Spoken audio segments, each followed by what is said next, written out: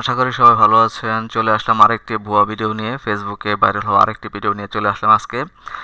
তো ওই যে একটা ভিডিও ফেসবুকে পোস্ট হওয়ার পরে এই পোস্টে অনেকে শেয়ার করছেন, লাইক কমেন্ট করছেন। তো ভিডিওটির ক্যাপশনটা আমি দেখতেছি, এখানে লেখা, একজন লিখছেন, ভারতের মুসলিমরা কত অসহায়, এমনটা যদি বাংলাদেশে হতো। হুম।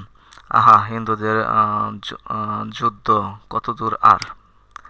তো এই ধরনের অযথা উস্কানিমূলক ভিডিও দিয়ে মানে একটা মানুষের মাঝে একটা আতঙ্ক তৈরি করা আর কি। আর অনেকেই এইসব ভিডিও পোস্ট করার পরে শেয়ার করে, লাইক কমেন্ট করে, না বুঝে যে আসলে ঘটনাটা কি, এটা না দেখে না বুঝেই। তো এখানে যে ভিডিওটা পোস্ট করা হয়েছে, এই ভিডিওটা মূলত একটি মাজারের ভিতরের দৃশ্য। যে উনি দাঁড়ায় জিয়ারত করতেছেন, মাজার জিয়ারত করতেছেন, আর পাশে কিছু লোক বাদ্যযন্ত্র বাজাইতেছেন। তো ভারত এবং বাংলাদেশে এই ধরনের অনেক মাজার আছে, এমন অনেক মাজার আছে, শত শত মাজার আছে যেখানে মাজারের ভিতরে গান বাজনা হয়, বাউল গান হয়, বাদ্যযন্ত্র বাজানো হয়। হুম। তো এটা অস্বাভাবিক কিছু না, এটা ভারতও হয়, বাংলাদেশও হয়। এখন আমি ভিডিওটা একটু প্লে করে দেখি কি অবস্থা।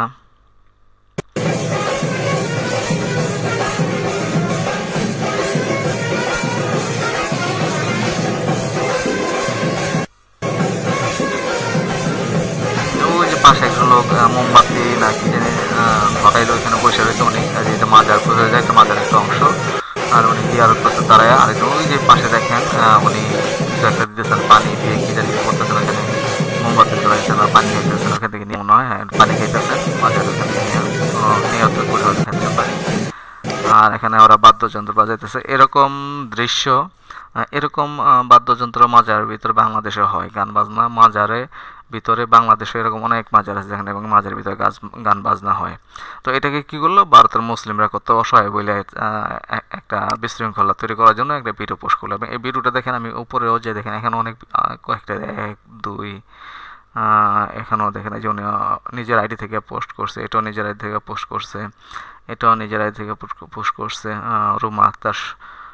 তারপরে এটা মনে ভুয়া আইডি। হুম। ম্যাক্সিমাম ভুয়া আইডি হবে এগুলা। আবার অনেকে ওগুলা পোস্ট করে ভাইরাল হওয়ার জন্য, মানে ভিউ ভিউ পাওয়ার জন্য, রিচ পাওয়ার জন্য, ফেসবুক থেকে ইনকামের জন্য এইসব ভিডিও পোস্ট করে, এবং এইসব ভিডিও পাবলিক দেখে বেশি। যে আসলে ঘটনাটা কি হইলো, এবং এগুলো দেখবেন এগুলো নিয়ে আলোচনা সমালোচনা বেশি হয়। উম, তো এটাতে 3টা কমেন্ট পড়ছে, এটাতে 30টা শেয়ার, 7টা কমেন্ট পড়ছে, এটাতে 13টা শেয়ার আসছে, এটা 7টা কমেন্ট আসছে, এটাতে 8টা কমেন্ট, 2টা শেয়ার আসছে, এই ভিডিওতে 4টা শেয়ার, 3টা কমেন্ট আসছে, এটা 14টা কমেন্ট, 70টা শেয়ার আসছে। এটা এই ভিডিওর কমেন্টগুলো আমরা পড়ে দেখি আসলে ঘটনাটা কি, কে কি কমেন্ট করলো।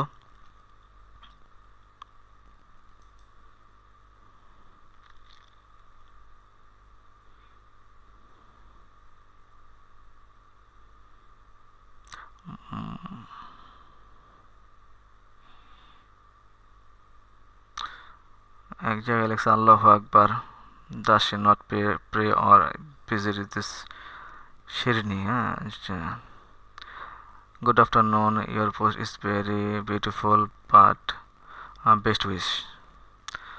Allah is the owner of potential. এখানে এটা, তারপরেরটাতে যাই দেখি, এইটাতে 2টা কমেন্ট পড়ছে। হুম। তো এই ধরনের ভিডিওতে লাইক কমেন্ট মোটামুটি ভালোই পড়ে, এবং শেয়ারও ভালো করে, অনেক মানুষের না বুঝে শেয়ার করে। এই ধরনের ভুয়া ভিডিও শেয়ার করা থেকে আমরা বিরত থাকব, বুঝে শুনে ভিডিওতে লাইক কমেন্ট করব। অযথা মানুষের মাঝে আতঙ্ক তৈরি করার জন্য এই ধরনের ভিডিওতে লাইক কমেন্ট আমরা করব না। এটাতে 8,000-এর উপরে ভিউ হয়েছে, এটা 64টা শেয়ার, 6টা কমেন্ট, তার মানে এগুলো ফেক। হুম। ছোটো কিন্তু কমেন্ট মাত্র 6টা, এগুলো ফেক আইডি দেখে কমেন্ট করা হয়েছে। মানে এটা উদ্দেশ্যমূলক। সাথে দেখি ওনার আইডিটা দেখি, ভারতের মুসলিম কত অসহায়, এটা কে? SM স্বাধীন, আমার মনে হয় কোনো সাংবাদিক টাংবাদিক হবে, ব্যক্তিগত সাংবাদিক, ফেসবুক সাংবাদিক আর কি। হ্যাঁ। ঢাকা বাংলাদেশ দিছে, তেলের দাম বৃদ্ধি, আইডিতে কী কী আছে দেখি, উনি কোথায় আছেন, লিভ ইন, না এখানে তেমন কোনো ইনফরমেশন নাই এই লোকটির। লিভ ইন ঢাকা দিছে, শুধু ঢাকাতে আছে।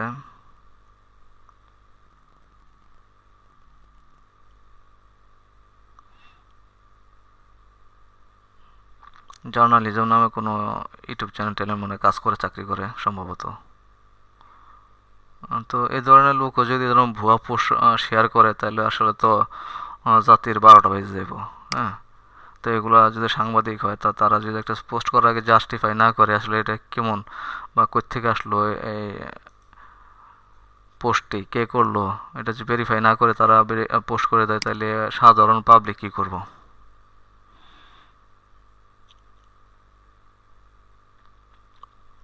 এটা শেয়ার করছে, আর এটাতে আছে 7টা কমেন্ট।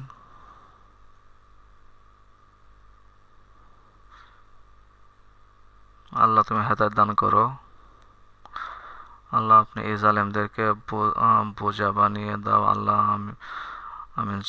সুম্মা আমিন, চুম্মা আমিন। সুম্মা আমিন লিখতে মানে চুম্মা আমিন বানানো ঠিক মতো হয় নাই।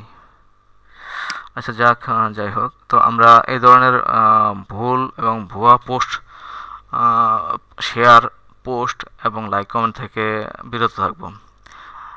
লাইক কমেন্ট শেয়ার করার আগে একটু বুঝে শুনে যে আসলে পোস্টটি কোন এলাকার, কোথাকার, এটা কি ফেক পোস্ট কিনা। হুম, তো এটা যেগুলো দেখে বুঝে শুনে আমরা শেয়ার করব। কারণ ভিডিও একটা পোস্ট হয়ে গেলে ওইটারে আমরা ভাইরাল করার জন্য অথবা কোনো ইন্ধন যোগানোর জন্য আমরা এটাকে তেল মারবো না। তো সবাই ভালো থাকবেন। আজকে এ পর্যন্তই। আবার এ ধরনের কোনো ভুয়া পোস্ট সামনে পড়লে আবার আপনাদের সাথে শেয়ার করব। সবাই ভালো থাকবেন। আল্লাহ হাফেজ।